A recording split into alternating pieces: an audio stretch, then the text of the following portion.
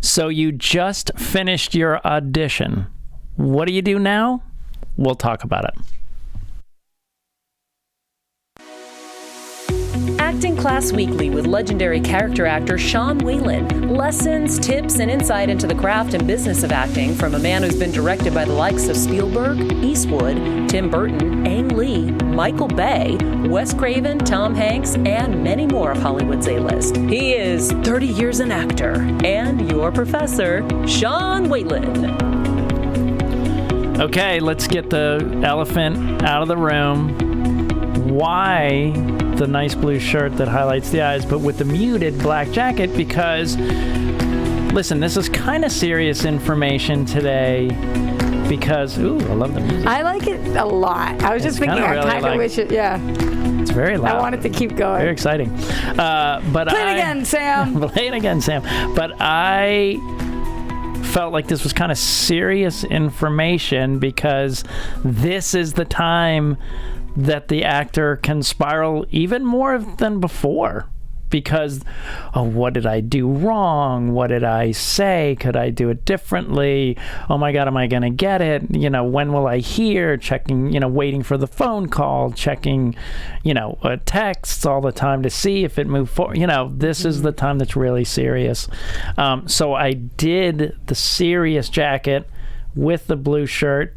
And I was going to do the blue jacket and the blue shirt, but I brown eye shamed you last time, and you pointed that out. Really rude. So I didn't think I would do that again. I will do it again. I hate a brown eye shaming. I will do it again, but today wasn't the day. As they said in Game of Thrones, not today. Not today. Not today. So that's what we're going to be talking about, is how to handle that space of time after you've left to take control of what you can take control of and obviously let go what you can't. So, but before we do that, as always, we're going to get into Sean's week. And here we go. 1, 2, 3. Sean's week. Wow, there was a little, like, on the week he came in. You just dropped in on the week. It was like an operatic. It was. It was kind of Bugs Bunny-ish. I kind of liked it. I loved it. Very good. I don't even know if it was Jeff. Yeah, I don't even know. We don't know. But as you're trying to figure out who we all are here and who is making all those weird sounds, Miss Phenomenal, as always, Roxy Striar. That is me, I am she. And Mr. Funtabulous in the booth, Mr. Jeff Graham, high note. Guys, I had nothing to do with that noise. I don't know either. I think a spirit entered the studio and stop it. Jumped in on the... Stop it. I'm trolling, but Sean, I'm very excited for today's show. I think the experience of auditioning, granted it's specific to actors, relates to writers and directors and producers as well, because pitching is very similar. So I'm really, really excited about today's show. Yeah, and on how to handle it. I know pitching stuff is a little different in some ways, and the way they kind of talk about things in the room is a little more common in pitching than it is in auditioning, unfortunately. So it gets a little more nerve-wracking. Usually if they don't say anything in the room in a pitch, then, it's not as not good. In a good It's not a great spot. At least you have some idea. In auditioning, a lot of times you have literally none.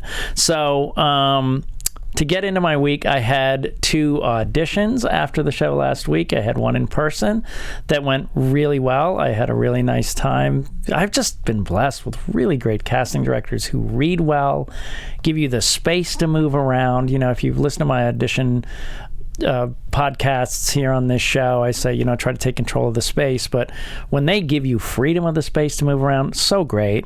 Did another one with Amy. Rough. She was really tough on you. Always rough. I'm sorry. But she said, listen, let's do it later at night. Bad idea. She and I both got into a giggle fit that it took us 15 minutes to get out of. We could not get through a take without laughing.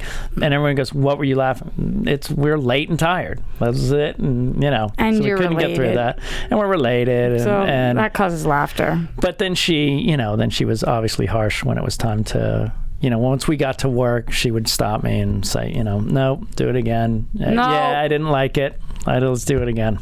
You saw her last night. Yeah. She's going to be brutal. Well, you guys are sticking to a thing, and you're not sticking to your end of it, Sean. That's true. So I'm not surprised she's brutal on you. Yeah, we have a little exercise routine that we're sticking to. So we're kind of motivating / shaming each other on our exercise goals.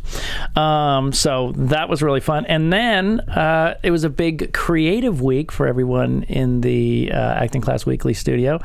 You had a nice little pitch meeting yesterday. Is that correct? Are you not going to high five me? Oh, I thought you were saying me, like I'm the one who had it. No, me is back here. When you're lean forward, clearly with your hand like this. Jeff, the description of the lean forward is much further than the actual lean forward was. This is a toughie, Sean, but as someone who's been in the position of being left hanging before, I'm Team Roxy here. All right. I put my hand. You said we've had, and I went like high five. I feel the high five should cross this line, this barrier. My arms aren't that long.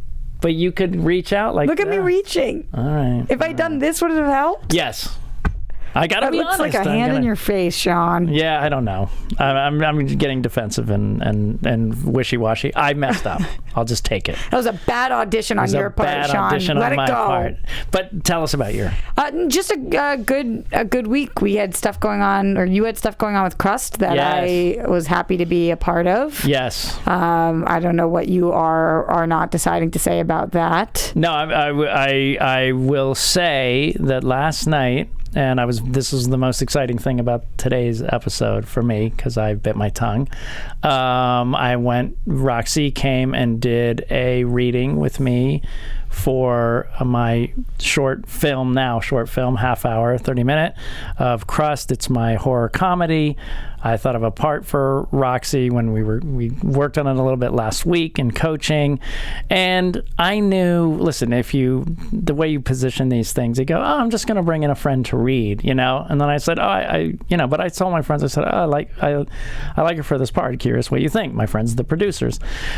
And we had a really good read. She made us laugh, so we went out for drinks, and I would like to offer you the role of Rhonda in Crust if you would like to accept it. Are you being serious on here? Because it would be a really mean joke. Yes. Oh my God, Sean! Now you'll high five me. Absolutely, without a doubt. That would be awesome. That is so great, Sean. We would love to have you. What a moment we just had. Isn't that nice? If we cut together a sizzle reel of our story one day, Sean, this will be part of it. This will be the moment. This will be the moment. No, Jeff, are you crying for me in the booth? It's a very cool moment, guys. I made sure to get the wide shot so we could see some nice high fives here. That is so awesome. I have to send you it, Jeff, so you can see the part because her part expanded. The part that was in the original was just a small section in the feature, and then this it expanded.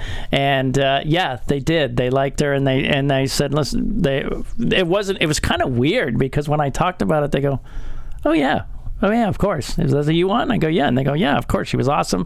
She brings so many great things to the table. That's great. And Talay, who you guys were connecting a little bit, awesome. She goes, I just love that she's forward thinking. That's great ideas. And that's super helpful. And their number one thing, and we're going to have my friend Doug in next week, who teaches a production class and short film writing class and stuff. And this is Jason and Talay's edict as producer. They say, you only want in an independent movie people who truly want to be there, right? People who appreciate the experience, people who will be helpful and really want to be there. And that's so cool, Sean. That's you. I listened. And you did a really good job. Like Jeff. She nailed it last night. I had a good acting coach. She nailed it. I've done plenty of table reads with Rox, and I will say she is a great cold reader. That's one thing I will always say about Roxy Striar. This is a really fun part. I can't wait for them to see. Yeah. It's a very fun little weird movie, and it's really fun, and it's a great part. It's been interesting every time we've done a read, Sean, or any iteration, the different parts that I laugh at, even after, like I'm picking up new things every time. Things. I don't know if you. There was one line you did that killed me last night. Right. I can't tell the people. Can't really talk about, but I know which one you're talking about. Yeah. So I didn't say anything when you texted this morning. I was like, nope, I'm going to wait till we're on the air. Oh, yeah. So, I texted after the... What did she do, guys? She sent the thank you note, the appropriate thank you note. Yes, we're friends. We work together on this podcast, but it's still appropriate and was very respectful, and I really appreciate it, but it was really hard. Like, oh my God, I can't believe it was really hard not to do it. I was like, I couldn't wait. For a half hour outside. I was not going to tell you until we got in here. That's amazing. I'm glad. So I thought that was really fun. Thanks, Sean. So with all this excitement, we still have to get down to business, guys, and help us grow this show on AfterBuzz. So what do you have to say about that, Roxy? Well, for all of your TV after show content, for shows like this, Acting Class Weekly, for anything television related, or like we do here, tips, tricks, if you want to be an actor, AfterBuzz TV is the place to go.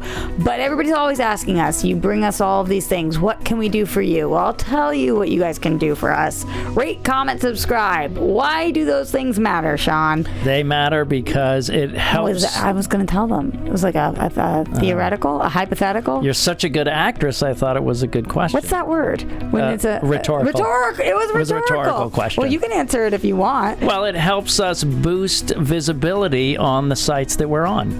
Really good. You picked up a thing or two since doing this show. I'm listening. I like that you are not only the host, but also a fan then of AfterBuzz. Yes. So yes, it definitely boosts our visibility, but also now we know what you guys want to talk about. So when you leave a comment, I know what parts you want from Sean's week or what you want to know about his stories from the set. We have a couple of requests that I saw from last week that I can give you later on to do stories from the set. Yeah. But that's really helpful for us. And thumbs up, 5-star. It only takes you guys a second to do, and it really means a lot to us, and it helps grow the community so that more people come in here. I told you guys that I'm pulling comments every single week from both iTunes and YouTube to give a few shout outs. And this one I thought was interesting because it was Crust related. Wow. This was a comment about Crust from a YouTube comment coming from GNJK, who said, very cool to hear Crust news. I'm not an actor, but I still found this very interesting. Cool. Which we really appreciate. Yeah. So already getting the buzz out there about Crust. Yeah. How awkward would me reading that comment have been had you said that I did not get the part? So little bit. Very glad to hear that. And we even have a question in here from somebody. So if we have time towards the end of the episode, I will ask you this question because we want to make sure we're getting to people's questions, comments, concerns. Sure. Those fellow actors out there. So maybe if we have time at the end, we can get to that. Okay. So let's jump into our topic this week, which is... The music's so good. What a favorite. Yeah, it is. It's so good. And it sounded just a little bit better today, didn't it? Everything's a little brighter when you just book something, brighter Sean. when you just book a fun little thing. Brighter. So, okay. Let's just go. You're in the room. You've said, like I've told you confidently, thank you very much. Leave.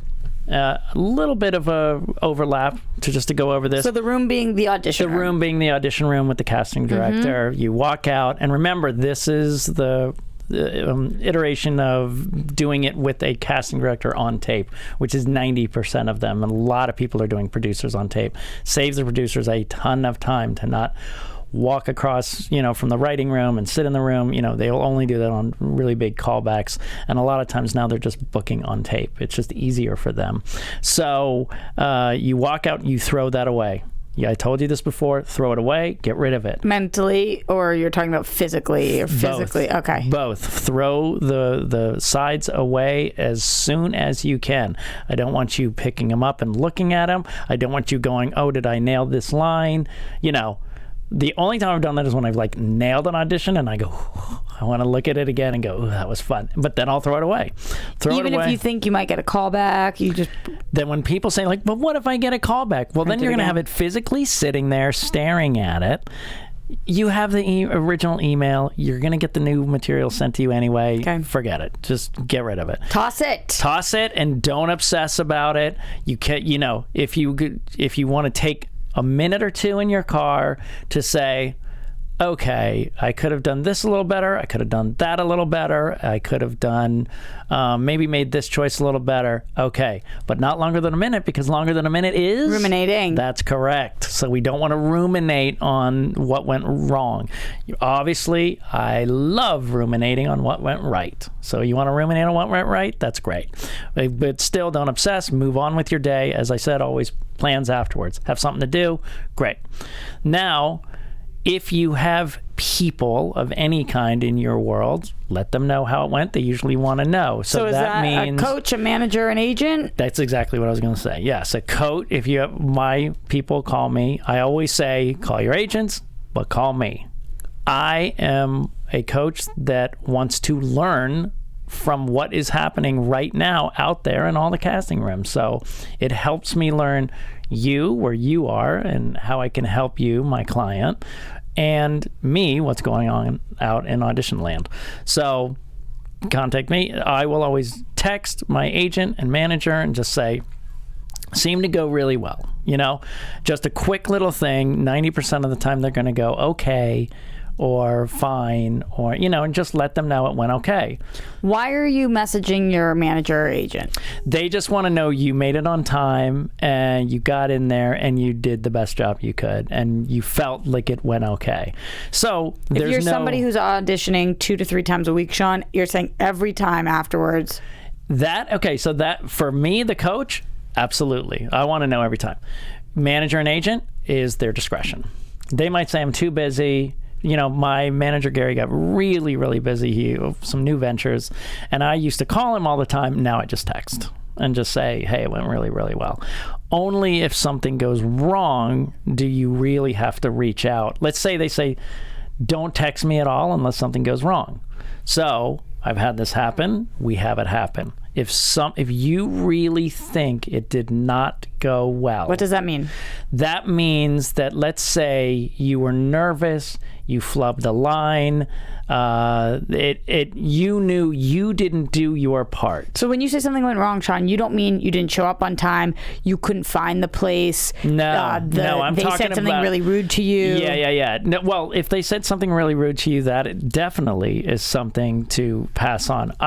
This context, what I'm talking about is if you know you didn't do at all close to what you wanted to do for some reason, flubbing a bunch of lines, being so nervous that you're shaking, which I talked about. Listen to my podcast about that, about dealing with rejection. You know something's really wrong. So what you want to do is, what I did is call my manager and say, you know, it didn't go very well, right? And they'll usually ask you, what do you mean? Because they know that sometimes we're more self-critical and can exaggerate things. And so I would say, you know, no, it really went bad. And I could tell it when it went bad. There was a big movie that I went out on and I knew it. And the guy even said, like, you're too nervous. You're not getting. And it was because I didn't believe the direction they were giving me made any sense. So I messed me up. But it was obvious it was bad. It wasn't really good. So I called my manager, I told him, and then instead of dwelling on the negative, this is why I love my manager, Gary, who we're going to have in here someday, but he said, all right, we're going to call them and say, listen, he doesn't feel like it went really well, blah, blah, blah. He talked to the casting director. The casting director said, listen, I'm leaving town. I'm going to go see the director. And he said, can I have him put it on tape? And he said, yes. And he goes, just give me the direction he wants. He gave me the specific notes again. I put it on tape. And the casting director, his response, which Gary sent to me, said, I'll be happy to show this to the director. Feeling, you know, that's going to move forward. So we kind of could repair the damage. The other thing you could do is, if you can get back in the room, possibly they'll say, you know what, it was a bad day. Sean knows he can do better. It was really bad. Do you have time to squeeze in? That's a little more rare. It's probably more likely that you'll get a tape request so they can do it at their discretion. But Sean, are you doing this all the time? No. This guy's Okay, I literally put on this thing, and I didn't read it, and probably you did. Do not do this often. This is so rare. This is only if you feel it was exceptionally bad. That do not do this all the time. You will really piss off your managers and agents and really annoy casting directors. You'll get a reputation. Only do this when you know it's absolutely necessary, because it's a role you really want. And you know you can do better. You know you can do better, and you can repair this damage. And sometimes you just have a bad audition, and sometimes I do, and I will say, I don't want to try to fix it. Sean, have you ever done this and gotten a role? Have I done that and got... No, it's only happened to me twice, or like 2 or 3 times. And both those times were more about damage control? Yeah. Overall damage control, not just, am I going to get this role? I just want to show them that I actually can do a good job. And then, if not that way, just talk to your reps about how to proceed, because they will say to you, it's not worth it. They're not going to see you. I know that casting, talk to your people. That's what they're there to do. If it's an independent project or something you've done through self-submitting, then just email them and say the same thing. This is what I really do believe I went better. I could do better. Please consider having me come in. I'd be glad to do a self-tape, blah, blah, blah. And then they may or may not respond. If you can, try it, but it just shows that, you know what, I don't feel I did my best. And sometimes, as I'll talk about my stories from the set. Well, you know what, I'll tell a story now, because it sounds like I want to do the stuff. Question at the end? Yeah, question at the end, and then maybe even touch on the guy who asked for the Waterworld stuff last year. But I had 2. I had one where we did that I just explained, and another one, and this is why you can't do this often. I did the same thing. I felt horrible. My agent called and talked to the casting. They did, and the feedback was, we have no idea what you're talking about. We thought he did great. So sometimes you feel bad, accurate perception. You feel awful, but you still are good. What made you feel that way, Sean? It was that time, if you listen to my the mental health episode, that my knees were shaking so much, and then it shook my kind of whole body, and then my hands were shaking. It looked like I had Parkinson's. I was so shaky, and so I wanted to go back in there, but they didn't see it. It felt way worse than obviously it was. So they said, we have no idea what you're talking about. So my manager kind of read me the riot act and said, you got to calm down, and that's what led me into all that stuff, the self-help stuff and the learned optimism and going to therapy and stuff like that. Yeah, because that makes them look kind of silly too. Right, and it doesn't help them. So that's only if it's bad, and very rare and very sparingly. Also on Actors Access, don't send these emails every single time, and certainly do not send it if you can't deliver a much, much better audition. If you go in there and do just as bad or worse, then that reputation will follow you. Yeah. So here's a really, really touchy subject. Feedback. For those of you who don't know, feedback is just information about how you did from the casting office. So a lot of actors will go, hey, can you get some feedback? And I used to do this all the time because I wanted to know if they said, oh, he did a great job. You got to be careful with this one, because you can't go fishing for compliments. It's not about fishing for compliments and saying, just tell me you felt really good. They said, oh, great job. And you're an actor. You can read their behavior and it seemed genuine. Let it go if it went well. You don't want to get feedback. The problem is when certain type of projects, they're just so busy and they see so many people. If they were calling and emailing people, they're setting up auditions, running auditions, and then they have to spend another chunk of time sending emails to every single person saying how they did. They wouldn't be able to function. So my rules are these. It depends on the project. The smaller it is, the more likely you'll be able to get feedback if it's a student film or something like that. But a lot of times it's usually going to be generic, like, did good, but we went in a different direction. Very general, you know, or they did great, or, you know, they'll only sometimes do it if you do something crazy. Like I went in one time with a wig and I thought it was the greatest idea ever, and they said, don't tell Sean Whalen never to wear a wig in any audition ever again, which was great. I only had this one time where I had gone in for something that would have been the biggest thing ever for me, just massive, and I had gone and then called back and then called back and then tested and all of those things. And they reached out to my rep and said after I didn't get the role, and I was so confused and distraught because I just had felt like, you know, when you're in the room and you're like, this is mine, I got it. And they said, we went with somebody who was African American, just let Roxy know that. And I was like, thank you, I'm very grateful to that. They went in there's nothing there's literally nothing you can do about that. If that was what the role called for, whatever it was, then there's nothing I could do. So that was the feedback that was helpful for me. I was like, oh, so I was the best version of me that I possibly could be. Right. Because otherwise you rack your brain for like, wait, what happened? Why? Yeah. I mean, you know, and it's very dicey when you're submitting yourself.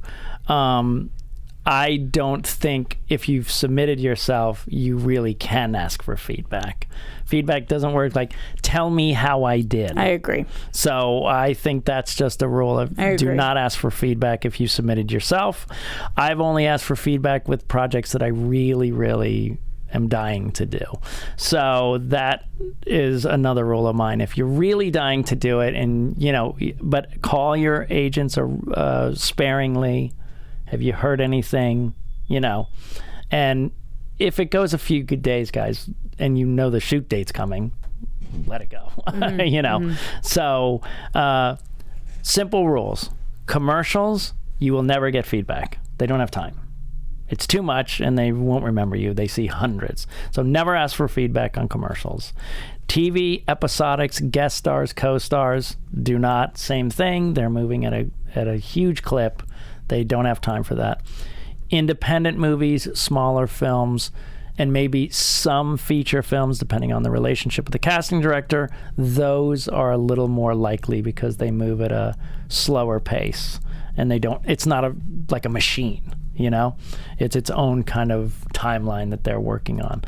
But even still, ask for it. If you don't get it, you got to let it go. Yeah. You cannot do anything about it. They just don't have time. It doesn't mean anything.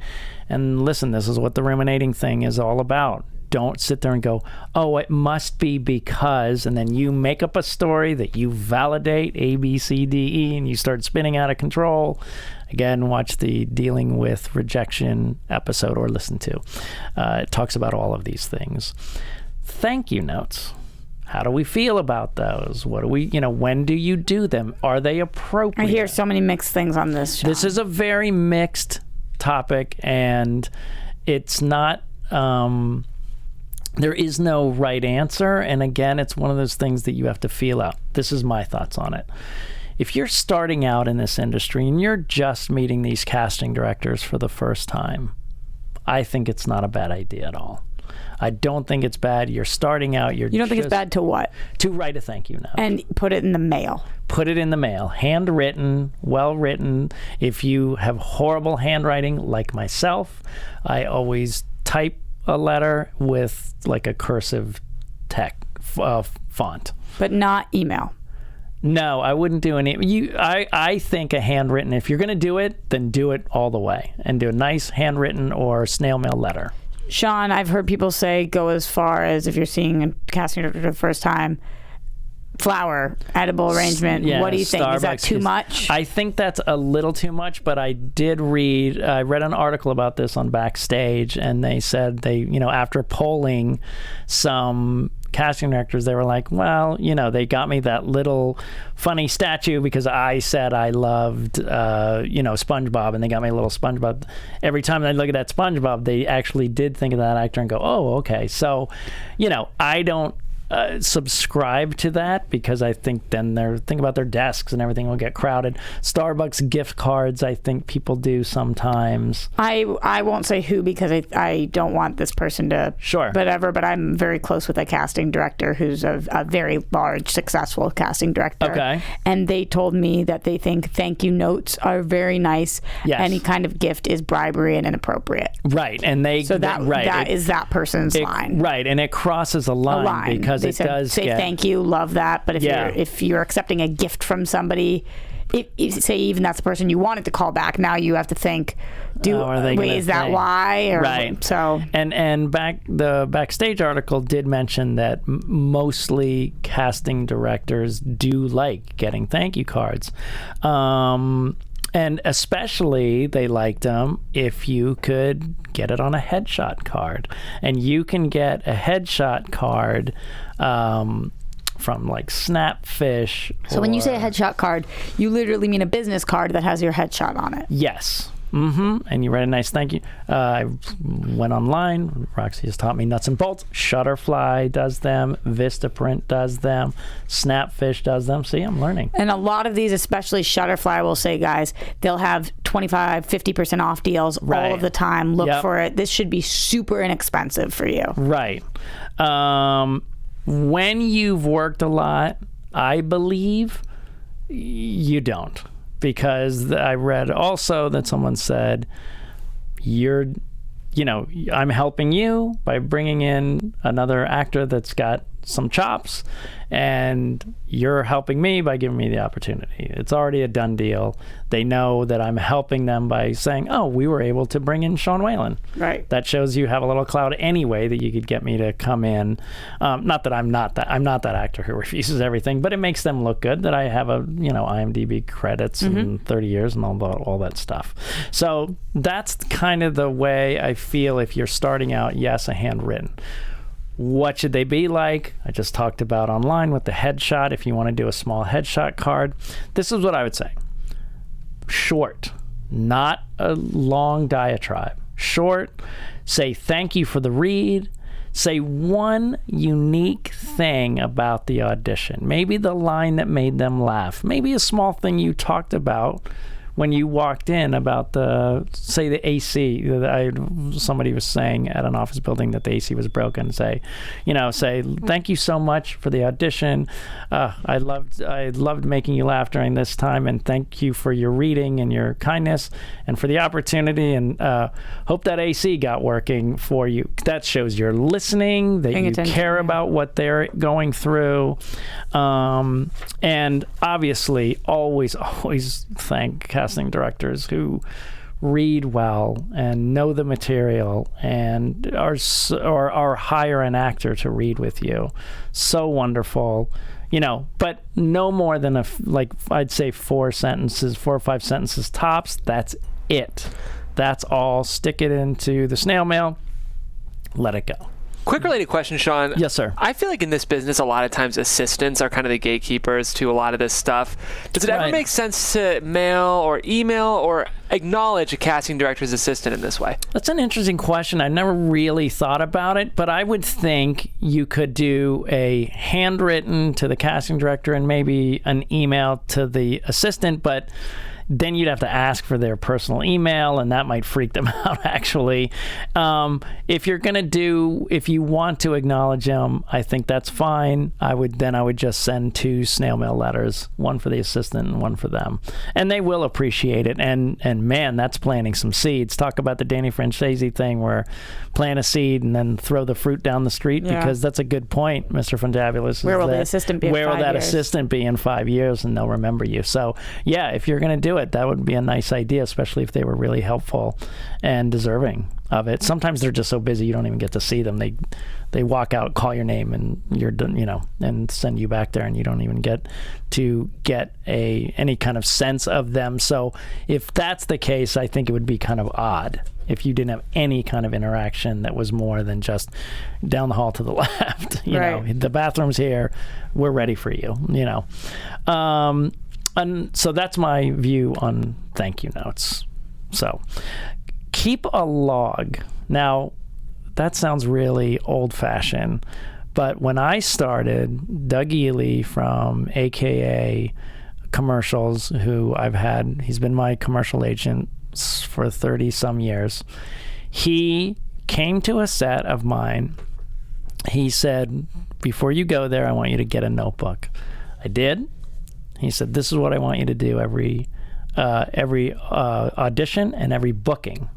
You want to say the name of the project, the date you went out on it, the casting director that you saw, what the role was, and then any memorable thing that you can remember from that audition. About your performance? About anything. It went well. We talked about her house in Connecticut. Do you know what I mean? Anything that you can remember, it's anything that can spur your memory. It was on the corner of Wilshire and La Brea. Anything that you can write down. And then you have a log of all the people. So if you go back to them, you can go back to that page. And so then when you go back in, you can say, yeah, I haven't seen you since X project, Now we are blessed to have emails have that information. So I have all my auditions on emails, but that means you still have to categorize them in a way, or unless you have a search engine that works in a way. Now, Mr. Fontavlis, you'd probably know this more than me.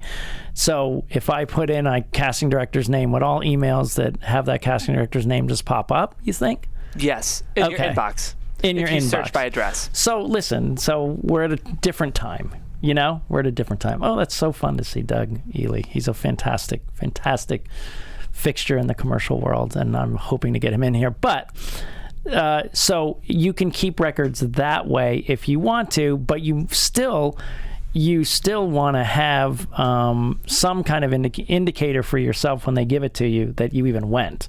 Maybe that's just a spreadsheet, or maybe some kind of log, or you could just put it in your inbox and see if it pops up, just to refresh yourself. Now, the only problem with that is that the inbox will just have the initial information that may not jog your memory. It still doesn't talk about if it went well, where you were, and those personal aspects. So just make sure you should do that. I think you should do that for the first 3 to 5 years that you come out here. And I haven't done it anymore, because now but I will say to I can search, because I remember all these things now. Now I can search and cross-reference the stuff that I did, and then find it, and then go, oh, okay. When you've done it as long as I have, you kind of know each other, and you remember each other from just by seeing each other all the time over the years. But I just think it's a really important thing, just so you can reconnect with them when you go back in. So I believe in the log.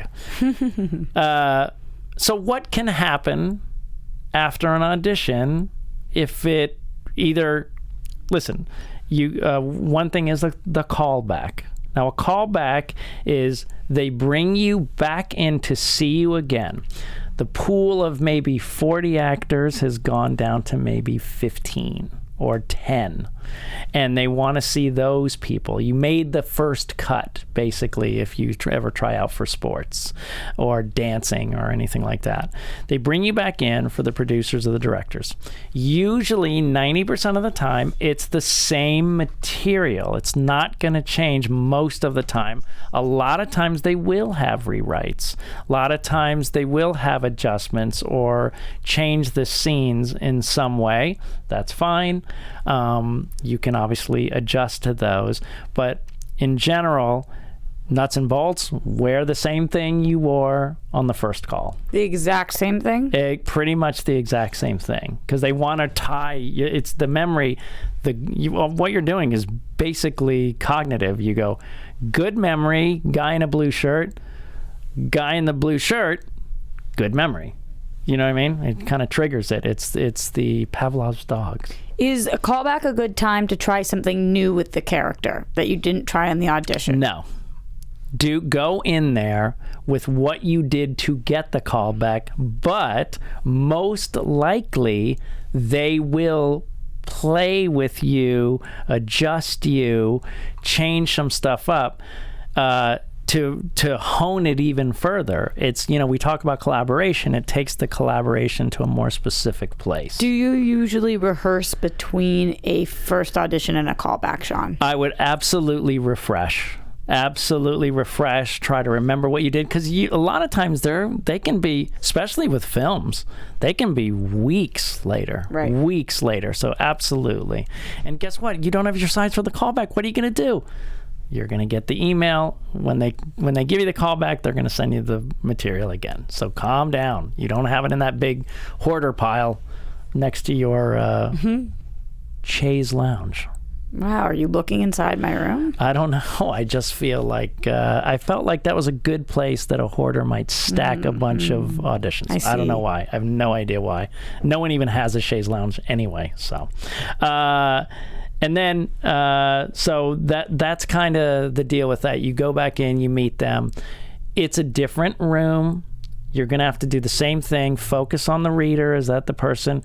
But there will be 1 to upwards of 5, 6 people sitting in the room.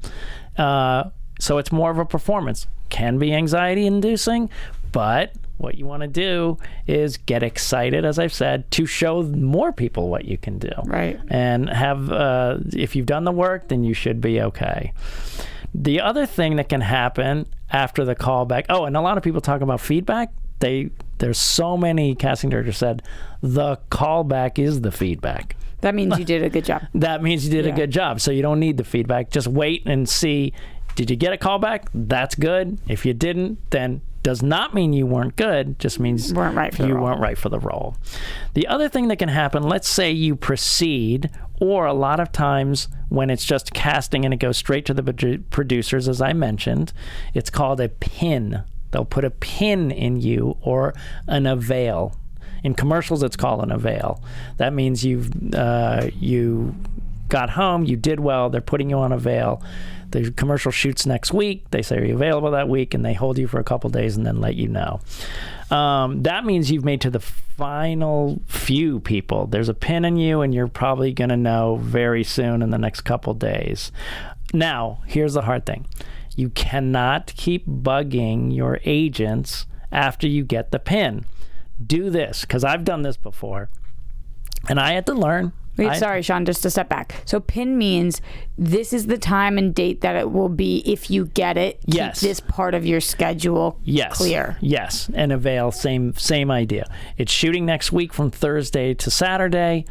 Please keep that open. You're definitely in the running. So then if other auditions come in, you're on hold. Then if other auditions come in, then your agents and managers and yourself have to go, yeah, but that one shoots at the same time. And then you have to talk to that casting director and say, he's on avail for this. Do you want to see him? Sometimes they'll say yes. Sometimes they'll say, no, we don't want any conflicts. Right. So you can't keep bugging them, but just do this. Look at the start date, whatever the start date is, next Thursday, right? And you have to know that you need at least a day to do costumes, costume fittings, and things like that. We're going to talk about that in an episode called What Happens If You Book. But you need a day. So a day or two before that, if you haven't heard from the day or two before that, let it go. So if it's Tuesday and it's supposed to be on Thursday and you haven't heard, let it go. By the time Wednesday rolls around, forget it. Or Tuesday, end of business. I would say let it go. And people go, well, they're going to let me know if they let go of the pin. And my manager used to say, yep, of course they will. They don't. And then what I'll do is I'll do a thing very casually, not to stress. I go, I assume it's over on this one, correct? And he'll say, yes, they said, they let you go. Not, hey, am I still, there's just a difference the way you say things. So sometimes they'll be able to find out who got the part and why. Like you were so blessed to find out it was an African-American woman, nothing I could do about it. That's really lucky. Really lucky. Sometimes it only happened to me one time. Yeah. And I think I told the Rob Reiner story in here where he said, you're the best reader in here, but you don't look like the lead who you're supposed to be his brother at all. And I walked out and there was a famous actor that was on the show Alias who looked just like Aidan Quinn. And I went, oh, he's going to get it. And guess what? He did. I watched a movie and he got it because he looked like him and I knew he was good. Mm-hmm. The guys I go out with against generally are all good enough. They're all good enough. We've been in the game for a long time. So and you're obviously going to find out when it airs, or you can go on IMDb. But I only ask you to look at that only if it's useful for you. You're going to have to take it no matter what, but don't spiral. But sometimes it helped me because I would say, you know, when I was saying that I was up for The Office and getting closer and closer, and then Rainn Wilson got it, he had just come off a big star-studded kind of stint on 6 Feet Under. He had active heat. He was hot at that moment.